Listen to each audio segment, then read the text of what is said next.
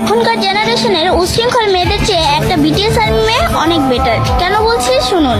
একটা আর্মি মেয়ে 5-7টা জাস্টফ্রেন্ড রাখে না।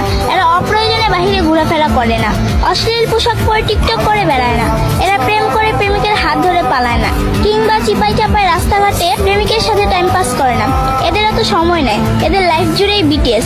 এরা ফ্রি সময়টুকু বিটিএস নিয়ে কাটায়, বিটিএস এর গান স্ট্রিমিং করে কাটায়, তাদের ইমাজিনেশন বিটিএস কে নিয়ে। মন খারাপ হলে এরা বিটিএস এর ফানি ভিডিও দেখে নিজেদের মুড নিজেরা ঠিক করে নেয়। এরা অযথা স্টাইল করে বাহিরে ঘোরাফেরা করে না, ছেলেদের অ্যাটেনশন পিক করে না, এরা রুতুপুতু পছন্দ করে না, আর ওরকম ভাবে ছেলেদেরকে পাত্তাও দেয় না। এখন বলবেন তারা কি বিটিএস এর জন্য আজীবন সিঙ্গেল থাকবে? জি না, সময় হলে এরাও পরিবারের পছন্দ মতো ঠিকই বিয়ে করে নিবে, সে চিন্তা আপনাদেরকে করতে হবে না। আর বিয়ের পর ঠিকঠাক ভাবে সংসারও গুছিয়ে করতে পারবে। আবার যার যার ক্যারিয়ার নিয়ে স্বপ্ন আছে তারা সেটাও পূরণ করতে পারবে। আরেকটা গুরুত্বপূর্ণ কথা, কোনো আর্মি কিন্তু বাস্তবিকভাবে ওদের বিয়ে করার স্বপ্ন দেখে না, তারা বাস্তবতা জানে এবং তা মেনে নিয়েছে।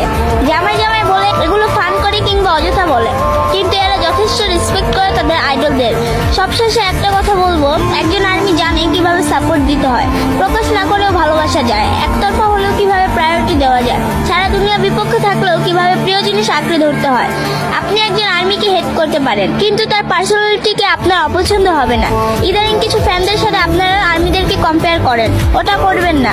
ওদেরকে মূলত আর্মি হিসেবে ধরা হয় না। আই হোপ বুঝতে পারছেন। ধন্যবাদ।